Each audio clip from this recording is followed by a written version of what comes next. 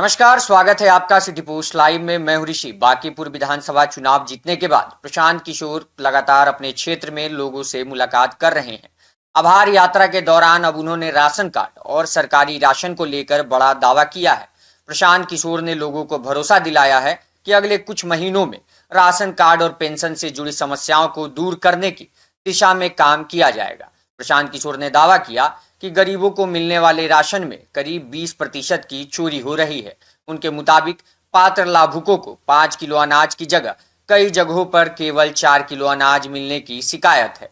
उन्होंने ration card बनवाने में कथित रिश्वतखोरी का मुद्दा भी उठाया है।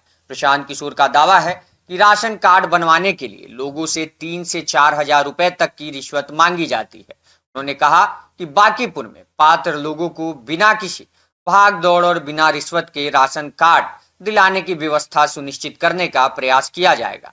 प्रशांत किशोर ने यह भी कहा कि उनका लक्ष्य बांकीपुर को ऐसा विधानसभा क्षेत्र बनाना है जहां पात्र लाभुकों को उनके हिस्से का पूरा 5 किलो अनाज मिले।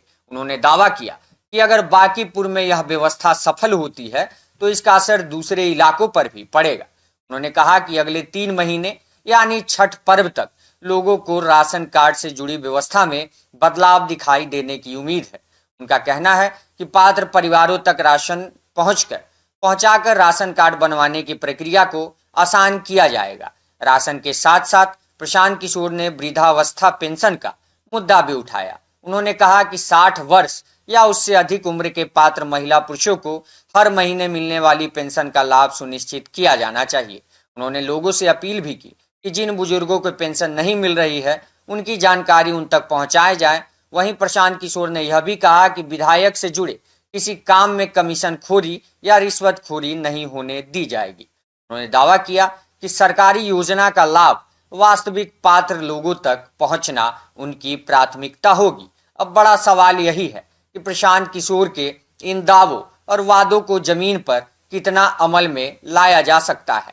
खास तौर पर राशन कार्ड, खाद्यान्न वितरण और पेंशन से जुड़ी समस्याओं पर अगले 3 महीने में क्या बदलाव देखने को मिल सकता है, इस पर बांकीपुर के लोगों की नजर रहेगी और हमारी भी नजर बनी हुई है। तब तक के लिए विदा चाहते हैं। देखते रहें सिटी पोस्ट लाइव। धन्यवाद।